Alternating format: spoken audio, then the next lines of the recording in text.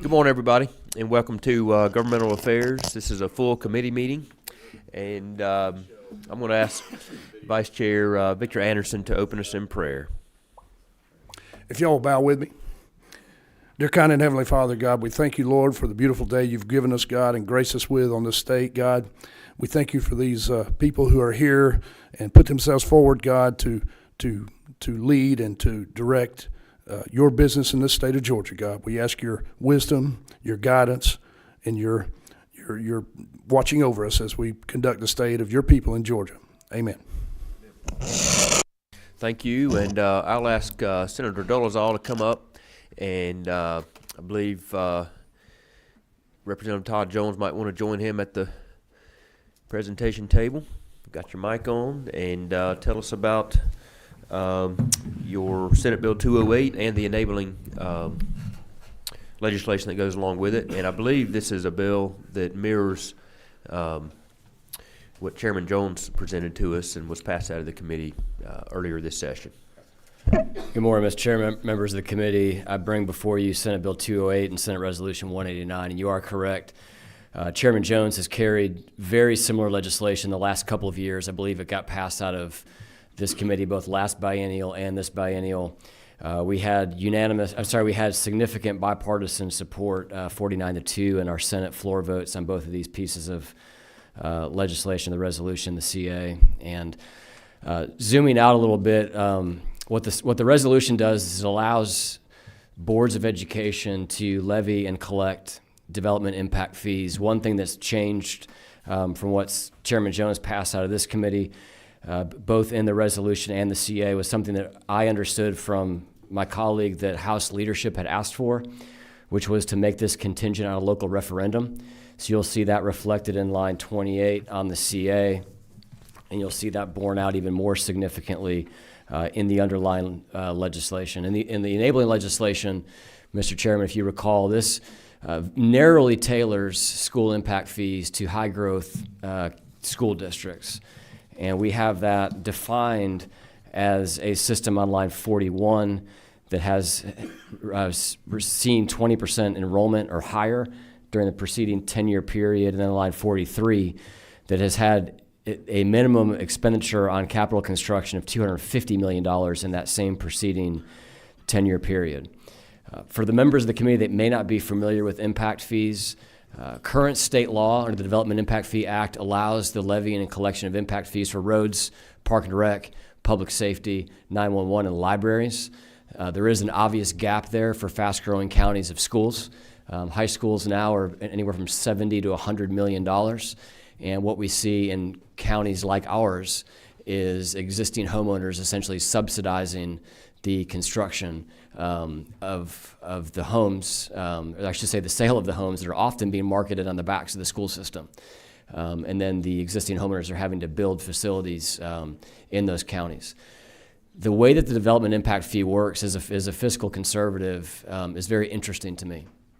And before you can levy a fee under this act, first of all, you'd have to have the local referendum. But under existing law, you have to form an impact fee committee.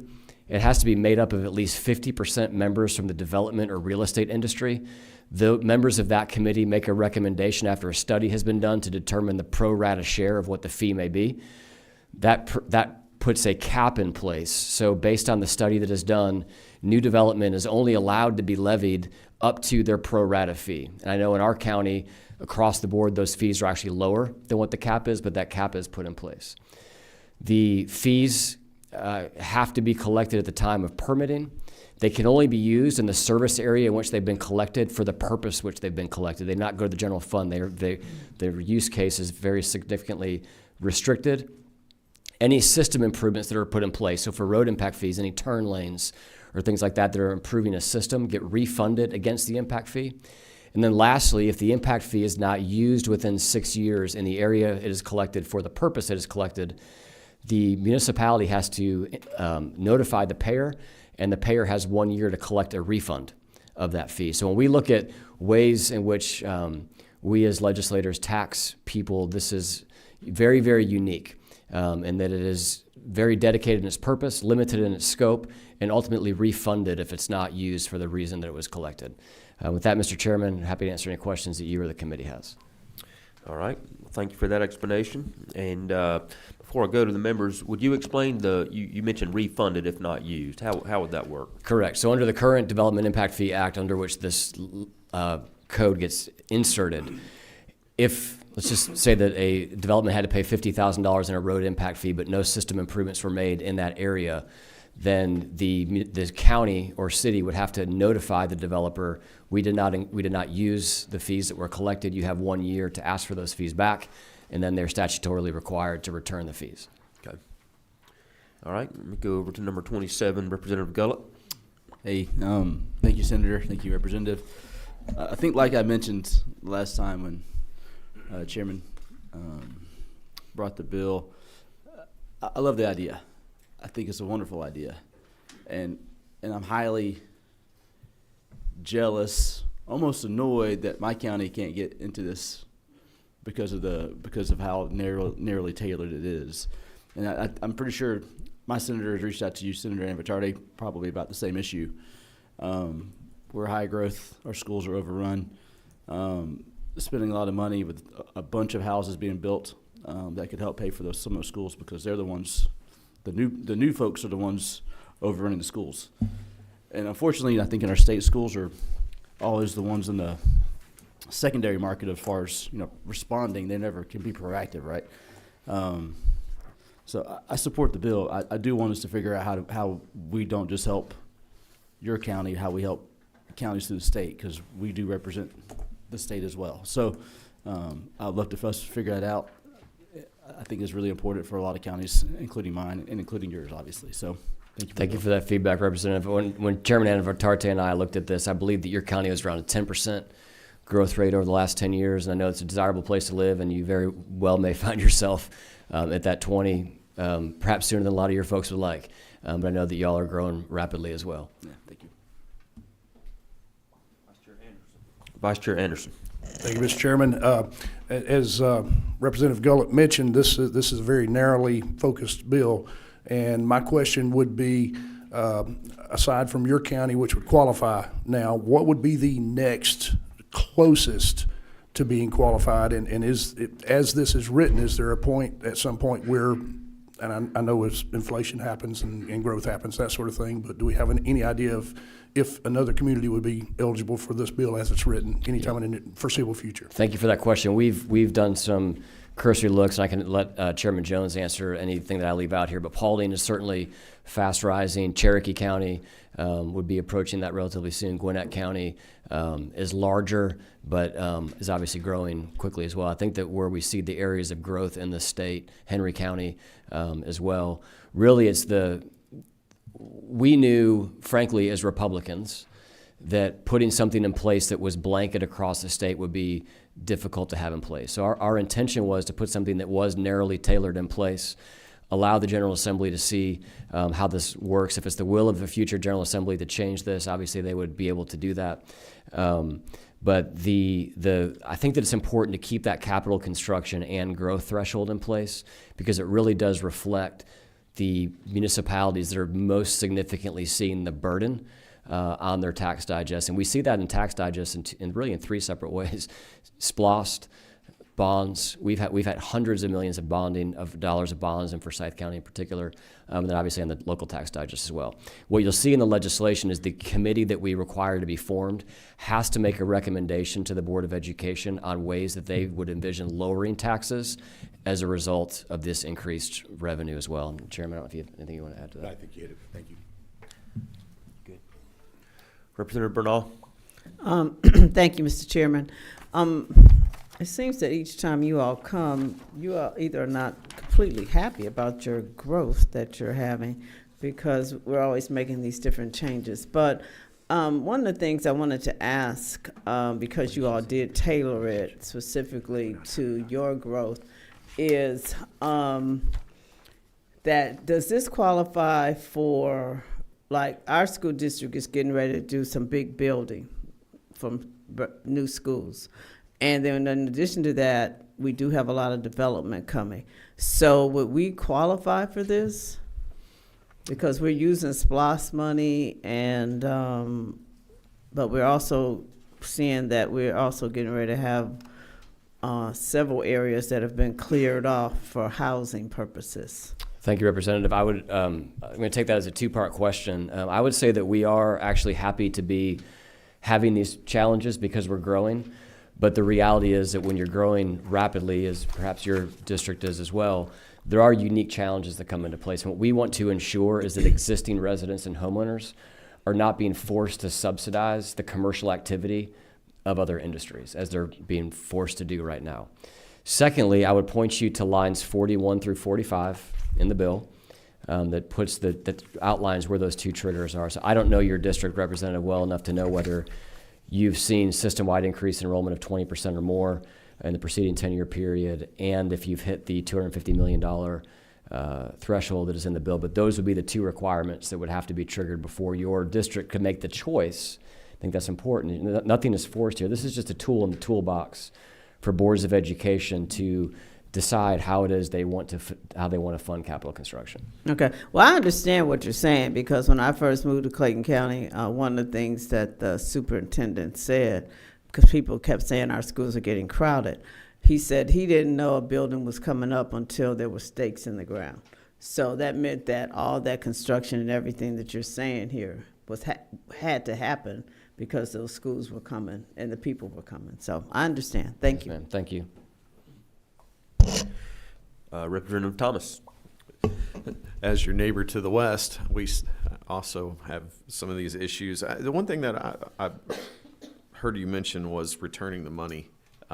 Could you explain that and kind of where I'm trying to find it in the bill? I'm having Sure. a hard time. You won't. Thank you, Representative. You won't find it in the bill because it's existing law. Got it. So Okay. we're inserting this in the Development Impact Fee Act was passed back in the 90s in Okay. Georgia. So right now that's being instituted on roads, parks and recs, libraries, et cetera. We are inserting this essentially as another revenue stream. So this would fall under the existing impact fee law that exists in statute, which has that provision in it. So it's umbrellaed under correct. existing law. Okay. So everything that I described to you, from having to form the committee, to only being able to levy the pro rata share, to only being able to use it in the service area in which it was collected, having to refund or offset system-wide improvements that are otherwise made. So let's pretend you had a massive development that just decided they were going to build an entire school. Well, you would have to, that would go to offset any impact fees that were due. All of that's in existing code as it relates to the other impact fees that are currently collected in the state of Georgia. Well, as a county that just built the most expensive high school in the state of Georgia's history, I applaud you for pushing this bill forward, and you have my support. Thank you. Thank you. Representative Collins. Representative Thomas stole my thunder with asking that question, but I just want to say again how much I appreciate what you're doing. And coming from local government, I can say that growth never pays for itself unless you have an impact fee. And I appreciate both of you and the hard work that you have done. And I'm glad to support this piece of legislation, and thank you for bringing this. Thank you. Representative Roberts. Thank you, Mr. Chair. I guess I'm not necessarily opposed to the bill, but when we add, we're saying that the costs are being absorbed by the developers with an impact fee, but don't those costs ultimately get passed through to the property owners? Because we've also talked a lot on this panel about affordable housing. And so when you drive, the builders are just going to push that through to the buyers, and then the cost of the housing goes up, and then all the taxpayers pay higher taxes ultimately on their higher property taxes going up. Thank you, Representative. To the extent that that's a question, I understand what you're saying, and you are correct. Okay. The reality is, though, is that the current state of play, somebody's always going to pay, and it's always going to be the residents who pay. And under the current mechanisms that we have, it's the existing homeowners that pay. And what this proposes to do is to ensure that only the pro rata share, so let's just say a hypothetical school system had 10,000 students and you had a development that was going to add 500 students, so it would be 5%. Those costs could only be levied on that new development at 5%. So what we're ensuring is that the existing taxpayers do not bear the burden of having to create and develop the infrastructure for those that are. Now, to the extent that you see a $750 rise in a home because of this, and then you see assessments increase slightly across the board, and then ultimately there's an additional millage, the millage applies. I would hope that the downstream implications of this would be that you would see systems being able to do either rollbacks or take on less bond debt that would ultimately keep taxes lower for everybody across the board.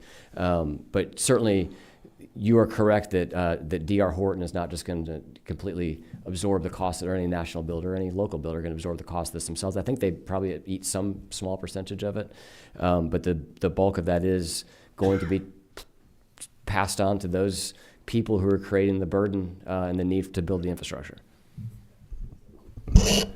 Representative Bazemore. Thank you, Mr. Chair, and good morning, colleagues. Thank you for your presentation. I'm curious to know, has GMA weighed in on this on behalf of the municipalities? I thought you talked to them. I spoke to GMA and ACCG, and they're taking no position on this. Okay. May I follow up, Mr. Chair? Yeah. And they're in the room. Can we hear from them? Please.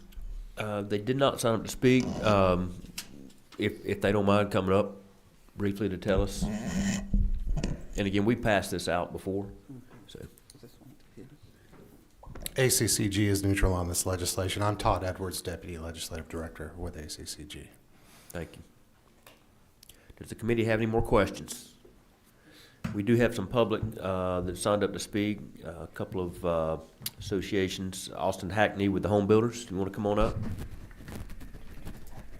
Thank you, Mr. Chairman.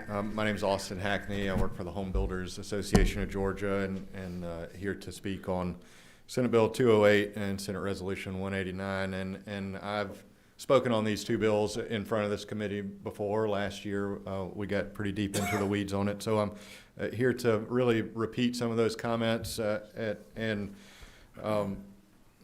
try to explain, that this is increased costs on home buyers. And I think that point was made here just a few minutes ago, but I think we have talked about housing affordability in front of this committee before.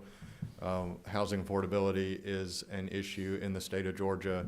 It's not just in Metro Atlanta. The Macon Telegraph on Friday had an article that said Georgia is the 13th worst state in the country to purchase a starter home because of affordability issues. And housing affordability is a lot more than just regulations, although that's a big part of it.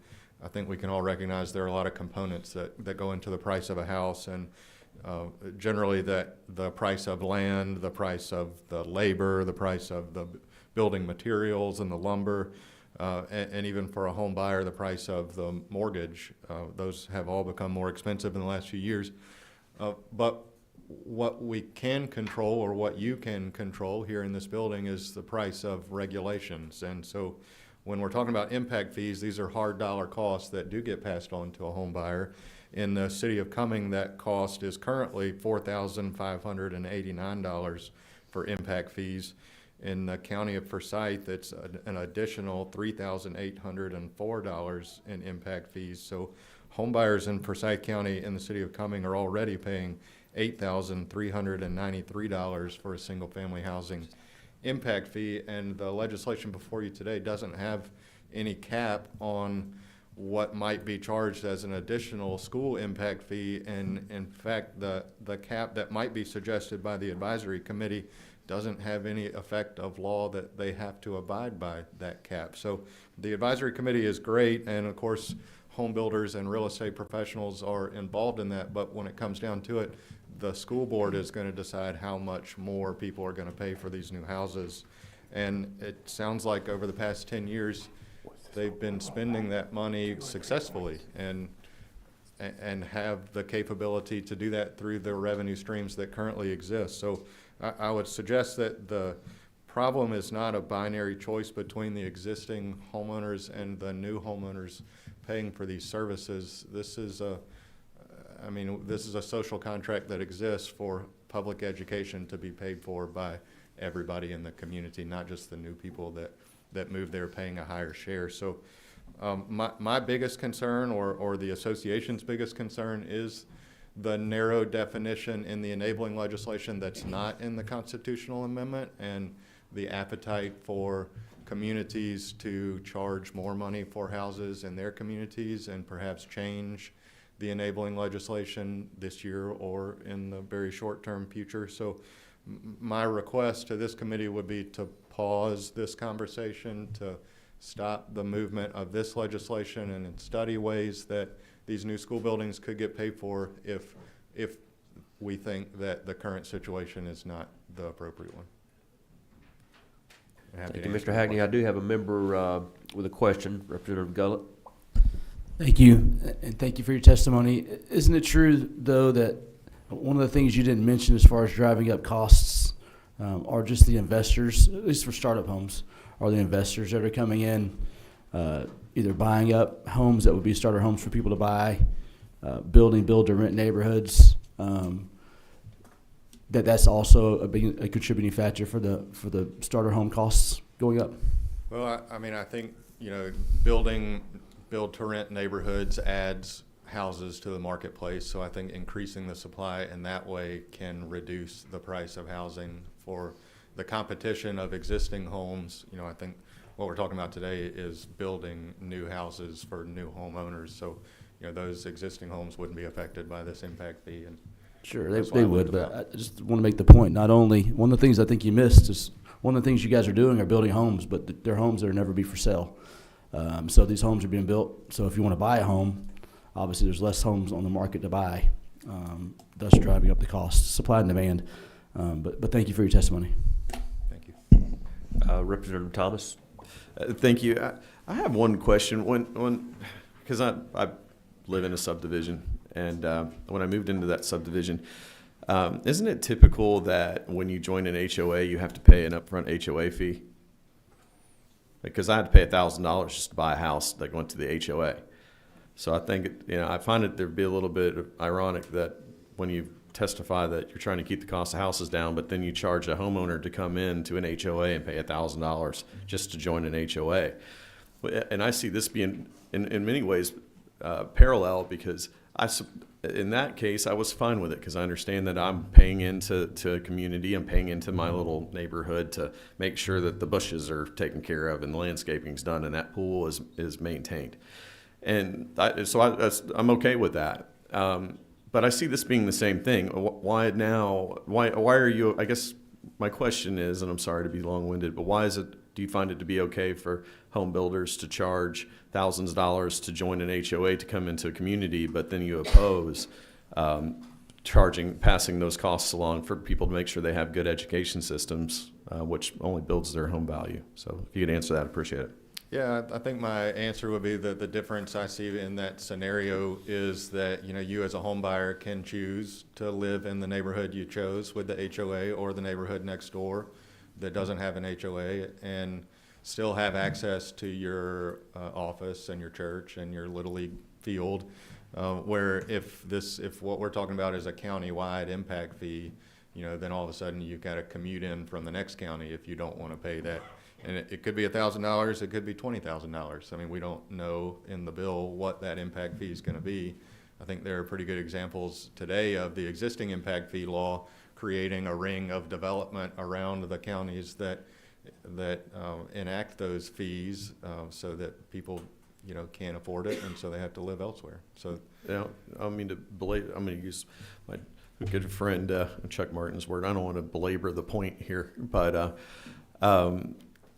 I think, but it's still freedom of choice because I can choose to live in a county that doesn't, because Cherokee County isn't an option here. So, maybe I work in Forsyth County, but I have the choice to live in Cherokee County because I don't want to go against those fees. So, I mean, to me, like I said, when I look at the parallelism here, it seems like it's kind of questionable. So I agree, and I thank you for the question. And I think the choice is what you do with your pocketbook. And so the idea that you could choose to live in the neighborhood and pay the HOA, and that's a decision you make, versus the government has added tens of thousands of dollars of cost over a 30-year mortgage at 6% borrowing rate. So all of a sudden, it's not really a choice anymore. It's that you can't afford to live there anymore.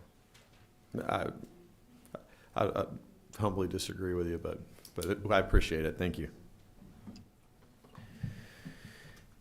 And I agree. I appreciate hearing all sides of this. It's not an easy issue. The cost has to be absorbed somewhere, and this is an attempt to at that. So we've got Representative Roberts with a question.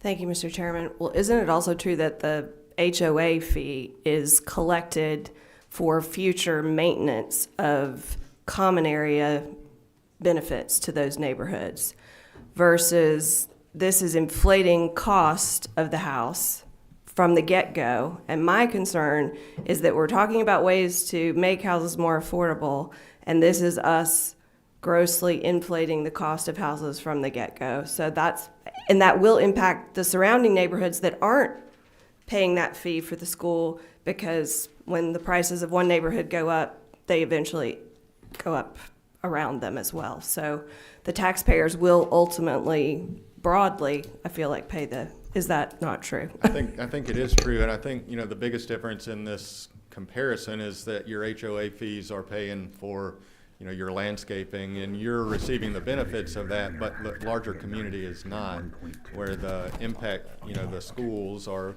enjoyed by the larger community, and we've all agreed that we should all pay for them. Do I remember that there's a carve out for, say, a senior housing community that will not be burdening the school system? That's really bad. I'm sorry. Yeah. Though the committee is expected to rule on that, we don't want to presuppose, but yeah, we expect things like senior living, commercial, et cetera, to be exempted from this. Is this the right time for us to respond, Mr. Chairman, or would you like for us to wait? I have one more question from the committee, and then we'll go to your response. Representative Bernal. Oh, thank you. Since you brought up seniors, what about disabled veterans? Would they be excused from this also? The fees are levied at the time of a building permit, and so obviously at that time there's no visibility into who may be purchasing a home. So it really doesn't apply here. To answer the first question, in the case of road impact fees, for example, in our county, they have chosen not to levy those on commercial development because commercial development contributes to the tax base while not placing a child in a school. So they're using this as a tool to perhaps lure commercial development. And I'll leave it at that and maybe respond to more when it's appropriate time, Mr. Chairman. Yeah, thank you, Mr. Hackney. We have one more speaker from the public, Hayden Stanley with the Apartment Association. Thank you, Mr. Chairman, members of the committee, Chairman Jones, Chairman Dolezal. My name is Hayden Stanley on behalf of the Georgia Apartment Association. Thank you for the time and exchange that you've allowed this morning. This committee has considered this bill over many years, this year and last. And so the issue is nothing new. Our client, the Apartment Association, the industry, through my testimony and then directly through letters to each of you, have outlined the various concerns that they have, primarily with granting local boards of education with the authority to impose these impact fees. And my colleague, Mr. Hackney, did, I believe, a great job talking about the general concerns with that. What I'd like to bring to you this morning very briefly, because one thing I know through the years is that despite our opposition, we've kind of unified this committee in support of the bill. So I don't want to take too much of your time if that's the route you're going to go. But impact fees disproportionately impact those who rent their homes.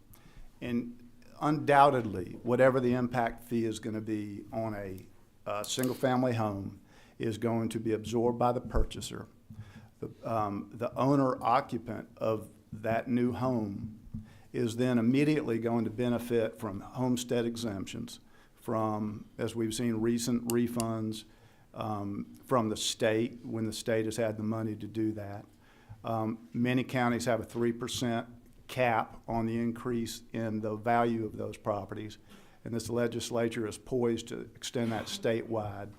Some counties, depending on the age of the occupant, pay little or no school taxes, property taxes for schools. And so while you do have the absorption of this impact fee on those owner-occupied homes, going forward, they benefit from a number of protections from increased property values and homestead exemptions from paying those. On the other hand, when you build an apartment community or rental multifamily housing, the impact fee is going to be absorbed by the owner. The property owners, the properties are going to pay 100% of county property taxes, 100% of school taxes, regardless of the number of students that are put into that system. There will be no homestead exemptions. There will be no state refund. And there will be no protection from 3% caps on increases in the value of those properties. So I just bring that to you as another element of the impact on that.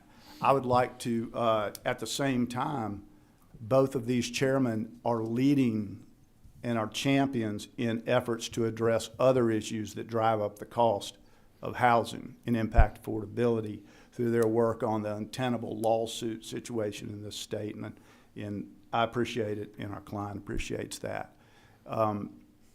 But please keep in mind that not every home is built to be sold by an owner-occupant, that many who choose to live in rental homes, whether they're multifamily or single-family, are absorbing a disproportionate cost of property taxes. So I'd be happy to answer any questions, but I do appreciate everyone's time, and I fully acknowledge the passion and the constituent demand that is bringing this issue to you today. Thank you. I don't see any questions right now. Thank you. Appreciate it. To the author of the bill, would you like to respond to any of that testimony? Sure. Thank you, Mr. Chairman, members of the committee, for the rigorous discussion on this.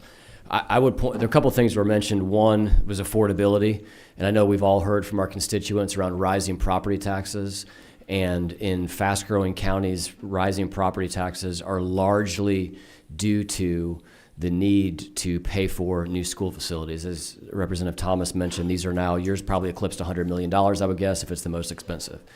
So that burden is being placed on the existing property owners. There's an $8,000 number thrown out as far as Forsyth County. That only is applicable if you count the sewer tap fees as an impact fee. Our current road impact fee is $1,900. So assuming that the school impact fees will be in the similar range, call it around $2,000, and the average home in our county now is selling for over $700,000. I don't think you're going to, that's not the make or break point between affordability and non-affordability. It is, however, though, the make or break point between who is paying for the infrastructure. There was mention that there's no cap on these fees. That's just factually incorrect. The cap on the fee is in the study, and the study must be done, and it determines the pro rata share of new construction, and that is the cap that is on the fee.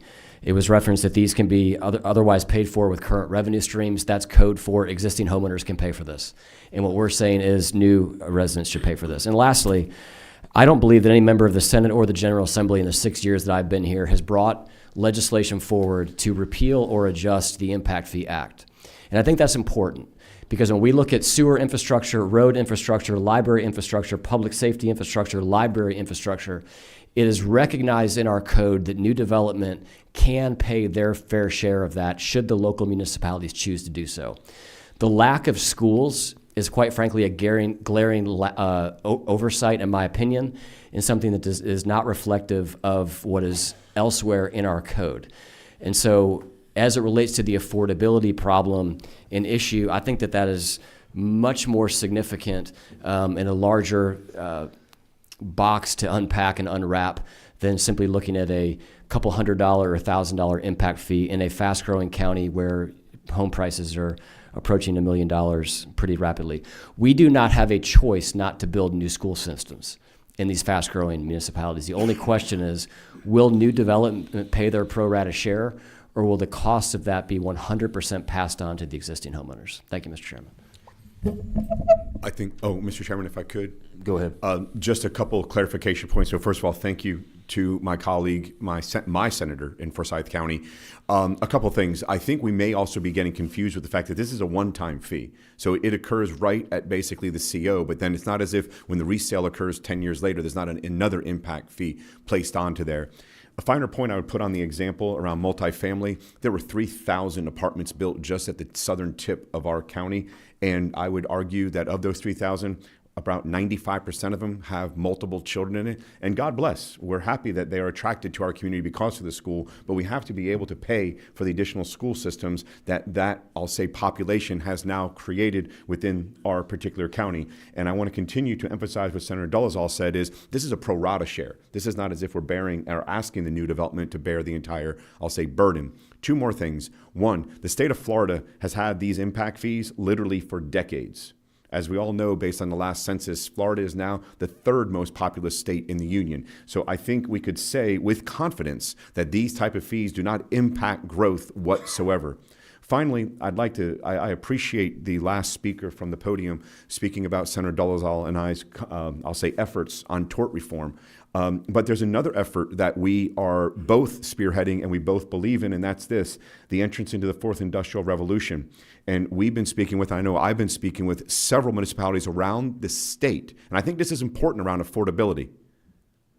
Been speaking to several municipalities around the state about how we can start and commence within the state of Georgia the 3D printing of homes. Now, this isn't the venue for that discussion, but let it be known, we are not blind to the fact that that needs to occur, but these things are not mutually exclusive. We can continue to have the efforts and the policies put into place to be able to possibly find ways to create greater efficiencies within the building of the homes and within the buildings of multifamilies, and at the same time ask not for the existing taxpayer to basically bear the entire burden, but just most of the burden, while the new taxpayer coming into Forsyth County bears its fair share. Thank you very much, Mr. Chairman. Thank you. 3D printing of homes, that's interesting. Yes. I'd love to talk to you more about that. Absolutely. We're going to take two more questions, comments from the committee, then we're going to entertain a motion. Representative Maynard. Thank you, Mr. Chair. And yes, I saw Texas. They have an entire community that they have built of 3D homes. Just for clarity for the authors, when people are moving into, so there's a notion out there that schools need funding. There's a notion out there that parents are searching for the best school district to send their child to, in their opinion, whatever that area may be. And I just want to be clear that this is simply saying that in areas that are considered high growth, right now there's only one area that is considered high growth. And if the total expenditure is $250 million or more, only in this high growth area, that the local high growth school system on line 47, it says may. So it's not required. Is that correct? That's correct, and it is subject to local referendum, which we've added since this committee last saw the bill. Yes, and so thank you. And so on line 53, what I actually like about the bill is this goes to the people that live in that area to vote for this. And so it truly is a local bill. If schools need to expand because of this high growth area, I agree that the people of that area should be able to vote if they want this impact fee. Thank you, Chair. All right, Representative Bernal. Thank you again, Mr. Chair. I just have one other question. Aren't you all voting today to bring a hockey team to Forsyth County? Ma'am, we don't vote on whether or not an NHL hockey team will come to the county. There's a developer who has purchased a piece of property on the south side of the county that is in current negotiations with the county commissioners, and I believe that they will have a vote for an MOU. I don't even know if it's this week or next week. No, it's tonight. I saw it on the news. So that will also have an impact on your school systems, correct? Yes, ma'am. If that were to move forward as currently planned, there's a housing component to that. Absolutely. Okay, so would they be charged these impact fees? Those new residents that come in as a result of that? If the Board of Education were to choose to levy those fees by the time this referendum got done and the constitutional amendment got done. I'm not sure the timing on that, because this is going to be a little bit of a process. I think that this is probably a good time, because there's a multifamily component to that. To reference Mr. Stanley as well, there's a separate calculation in all of our existing impact fees for multifamily that's different from single-family housing that attempts to accurately capture the burden placed on the new development, on the infrastructure from each type of new development. So I couldn't speak to whether that would be a higher or lower fee. I know that in the existing impact fee for roads for us, it's actually lower. Thank you. All right, here's what we're gonna do. We're gonna hear from our vice chair, Victor Anderson, and then we're gonna entertain a motion. This bill's been on our agenda for several days, and we have several other bills to hear this morning. So, Vice Chair Anderson. Thank you, Mr. Chairman, and I appreciate you obliging me for one final question beyond what he said. And this is just a question relating to precedents. And I realize the terminology we're using is fees versus taxes, but I know boards of education, while they are elected bodies, they're typically not a direct taxing authority. They're recognized as a recommending authority for millage rates, that sort of thing. The Board of Commissioners has to approve their recommended millage rate before it can go into effect. Are there, and basically through a fee, we're allowing them direct authority with this bill. Are there other examples where boards of education are doing this, or is this kind of a prerequisite, a precedent-setting scenario?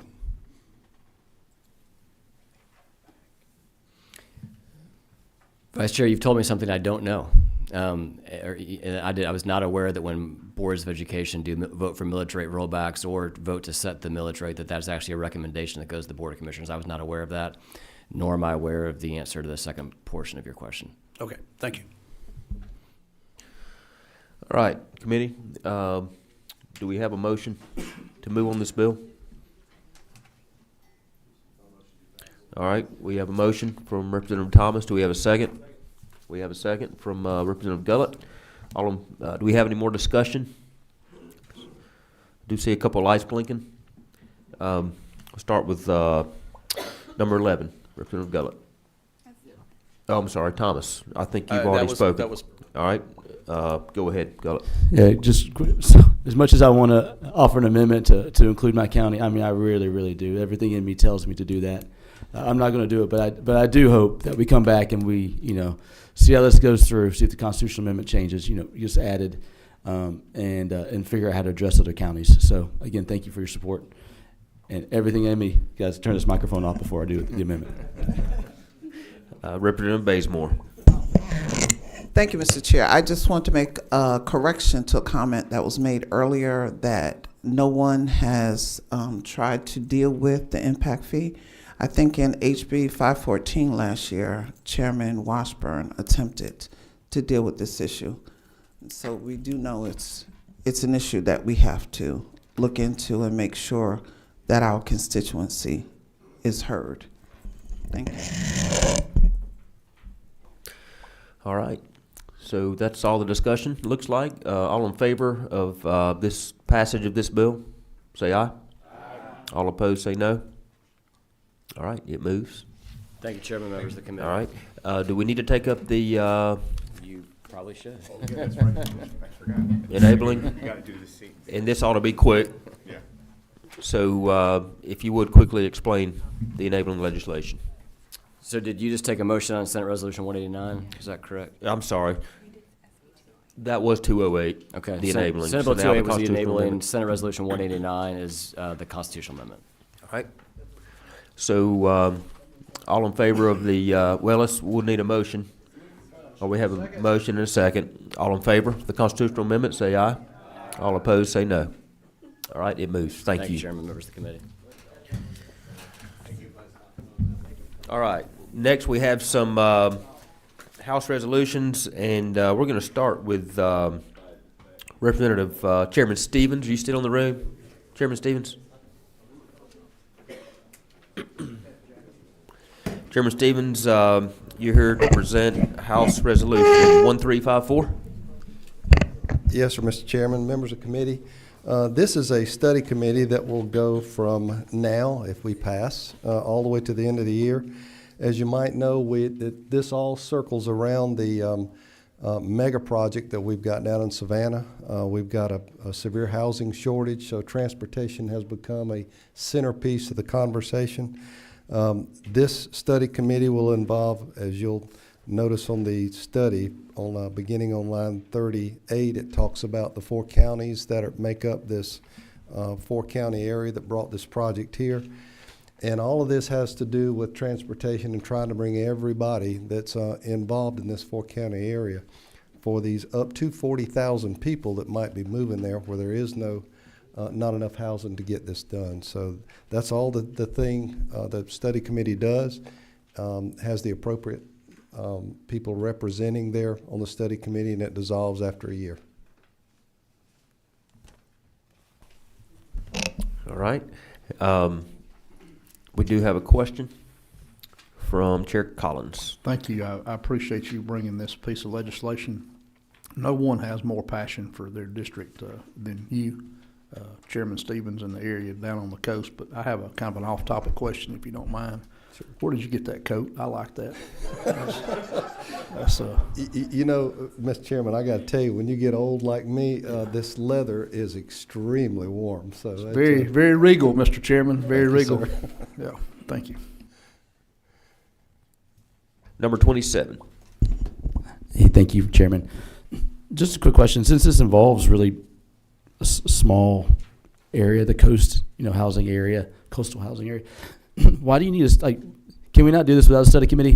Just out of curiosity, is the study committee going to make it where you get more people to the table that wouldn't necessarily want to come and solve the problem? Or, is that, you see what I'm saying? I feel like I'm not opposed to the study committee. It seems like we have a lot of people who are chairpersons of this county, all the counties involved, development authority of the counties involved. I'm just trying to figure out what the study committee offers that you can't do without it. That's a very good question. Currently, the current 4 counties are coming together to take an inventory of their housing shortages, if you will, and the current housing that they have there available, and that's a major problem. But also, they're coming together to talk about the issues with the things that are in the pipeline. Transportation's a little bit different. There's so many pieces of the puzzle. For example, the Georgia Ports Authority has a transportation system out there that might play into this, that can help the transportation needs.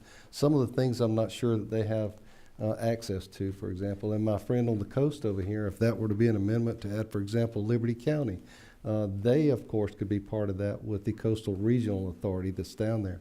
But it is going to take a bigger picture, and this is just an effort to try to bring these folks to the table. And most importantly, some of the pieces that might not fit if it's only those counties that are talking. Okay, thank you. That's all the questions I see. All right, sounds like we do have a motion from Representative Collins. And do we have a second? See a second. All in favor, say aye. Any opposed, say no. Thank you, All right. Mr. Chairman. Thank members you. of the committee. Appreciate it. Yes, sir. All right, we'll go on to Representative Crow's House Resolution. And this is House Resolution 1432. Thank you, Mr. Chairman, members of the committee. As you stated, this is House Resolution 1432, LC 442807. And what it would seek to do is create a disaster mitigation and resilience study committee. Essentially, it would be made up of 4 members. It would have the chairperson of the House Committee on Natural Resources and Environment, the House Committee on Public Safety and Homeland Security, a representative representing a coastal district, and a representative representing a rural district. Over the past several years, and historically, there have been times when we've had more storms than others come through the state. Over the last several years, we've seen some of those. In fact, 2 years ago, in 2022, there was a tornado come through our area right down my street. A lot of damage, and as we continue to see growth in certain areas, the impacts of these are being felt more. There's more damage to property and injury and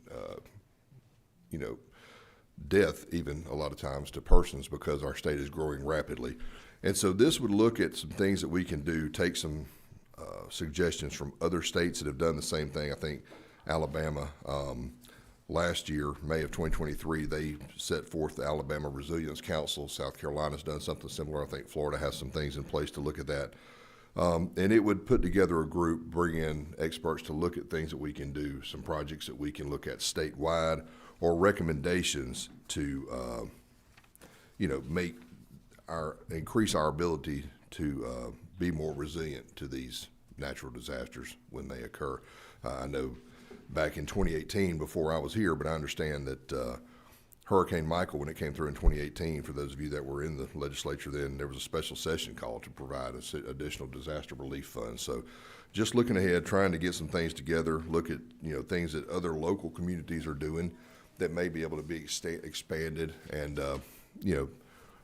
replicated on a statewide basis. One example that I kind of thought of with this, Tybee Island, restored the sand dunes to protect against coastal flooding and storms. So, a lot of communities are doing individual things that are designed to help with this. But this committee would bring in subject matter experts and folks from a lot of different agencies around the state to look at things that we can do and maybe should do to help mitigate some of the damage to property and life from these disasters. And I'd be happy to answer any questions, Mr. Chairman, if there are any. You do have some. We'll start with Representative Bernal. Thank you, Mr. Chairman. Thank you for this resolution. It is really important because I noticed that around our house that the wind pattern has changed. And so whereas it was going in one direction, but now when we have storms, we hear them more. They're closer to our house, and they come sometimes in between the houses. So it is really important for us to start to study this so we'll know how to deal with it. Thank you. Thank you, Chair Collins. I just want to say thank you for bringing this to my Vice Chairman of the Public Safety and Homeland Security Committee. After 9/11, it became clear that we needed to maybe pivot towards Homeland Security issues, and that became something that was very clear. But after 9/11, it seems to me that GEMA needs to make sure and focus on those issues that we're talking about, natural disasters, because each and every year we're faced, unfortunately, I guess is the way you look at it, with natural disasters that affect our constituency a lot more than we are threats to our homeland, so to speak. And while public safety and homeland security really sounds sexy with the homeland security, GEMA's number one job, from my standpoint, has been to respond to natural disasters. Mm-hmm. And one of the things that I've seen coming from local government is just when you get everybody involved in a conversation in a room, the good things that can come from that and the discussions that can come from that, and being prepared for these natural disasters all across this state is something that I think that we should be continuing an ongoing conversation, and I believe it's past time for a committee like this to come together and bring those resources and subject matter experts together. So thank you. Thank you, Mr. Chairman. And to your point, GEMA does do a lot of that. It don't always make a lot of the news, but Director Stallings and his team, they were incredible after the tornado we had come to our area. The response, and everybody I heard from that dealt with them couldn't speak more highly of how they handled that. We want to make sure that we as a state are in a position to help do the things, provide them the tools and things that they need to continue that mission. All right, Rep. Maynard. Thank you, Chair. Thank you for the bill. I also think it's a great bill.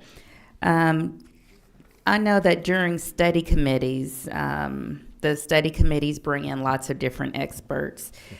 Just quick question, what are your thoughts about, I see who the members of the study committee will be. Mm-hmm. What are your thoughts on including someone like the commission or the director of GEMA or the insurance commissioner even, because when you're talking about these disasters, I do think that there's an element of insurance that should be also included in that. Yeah, absolutely. And he's also the fire and insurance commissioner, so he deals with a lot of other things. We didn't make them part of the study committee because we didn't want to necessarily mandate any of those folks to have to be part of it, but they are certainly invited. They are the folks that we want to be in the room with us. You know, we had a couple of years ago, we had a study committee on, you know, law enforcement salaries.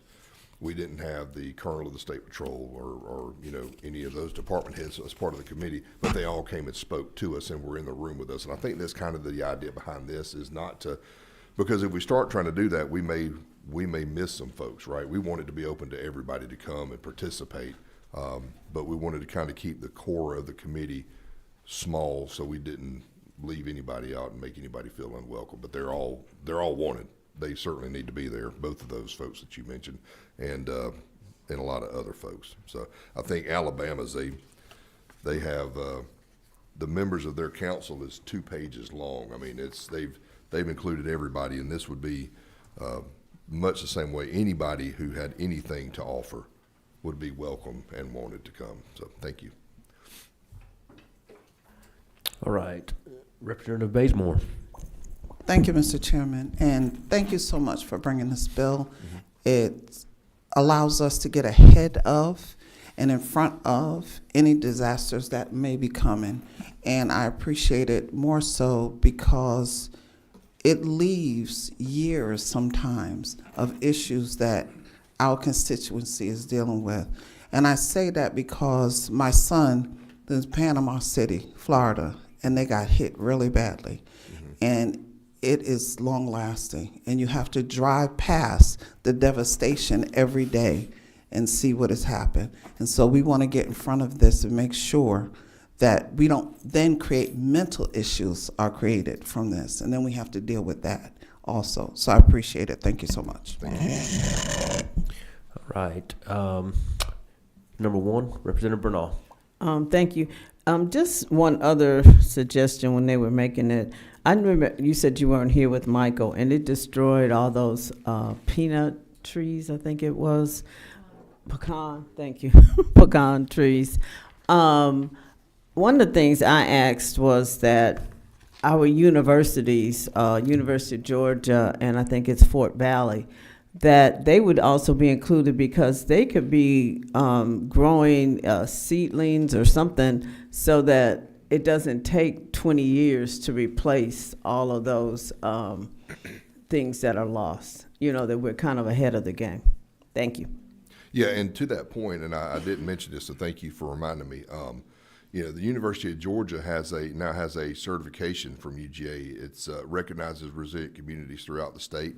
So they're doing a lot of work on that through other communities, and I think they would be, you know, we would certainly want their input as well. But this is, again, a lot of these things are happening in pockets around the state. We want to try to make sure we have an overall look at things that maybe other folks are doing well that could be replicated other places to help move all of those efforts forward. So thank you. Very good. Well, thank you, Representative Crowe, for bringing this, and I believe we may have a motion from our Vice Chair. Yes, sir, Mr. Chairman. Move to pass. All right. Do we have a second? We have a second. Don't see any discussion. All in favor say aye. Any opposed say no. Thank you, sir. Yeah, thank you all very much. All right, next, Representative Scott Hilton, if you'll make your way up, and I believe you have a guest, if you'll introduce them as you present to us House Resolution 1043, and we've talked and it's understood this will be a hearing only. Yep. Awesome. Thank you. Thank you, Mr. Chairman, members of the committee. Honored to bring you House Resolution 1043. This is LC 339564. House Resolution 1043 deals with the issue of term limits. Don't worry, not term limits on y'all.